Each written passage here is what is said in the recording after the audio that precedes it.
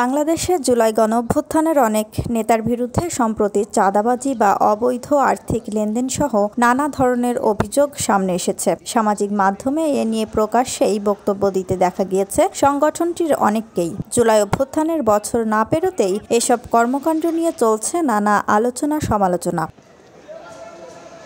জুলাইকে মানি making মেশিনে পরিণত করা হয়েছে। ফেসবুক লাইভে বৈষম্য বিরোধী ছাত্র আন্দোলনের সাবেক মুখপাত্র উমামা ফাতেমার দেয়া বক্তব্যের রেশ না কাটতেই এবার অস্ট্রেলিয়ায় সিডনিতে 6.5 কোটি টাকা আর্থিক লেনদেনের অভিযোগ উঠেছে অন্তর্বর্তীকালীন সরকারের তথ্য ও সম্প্রচার উপদেষ্টা মাহফুজ আলম ও তার ভাইয়ের বিরুদ্ধে।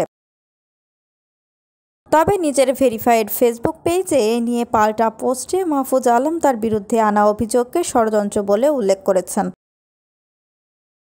এর আগে ঢাকার গুলশানে সাবেক এক এমপির বাসায় সমন্বয়ক পরিচয়ে 50 লাখ টাকা চাঁদা দাবির ঘটনা ঘটে, যা নিয়ে আলোচনা সমালোচনার মুখে বৈষম্য বিরোধী ছাত্র আন্দোলনের কেন্দ্রীয় কমিটি ব্যতীত সব কমিটির কার্যক্রম স্থগিতের ঘোষণা দেওয়া হয়। ওই ঘটনায় পুলিশের হাতে আটক হওয়া 5 জনকে বৈষম্য বিরোধী ছাত্র আন্দোলন ও গণতান্ত্রিক ছাত্র সংসদ থেকে বহিষ্কার করা হয়, যাদের বিচার প্রক্রিয়া আদালতে চলমান।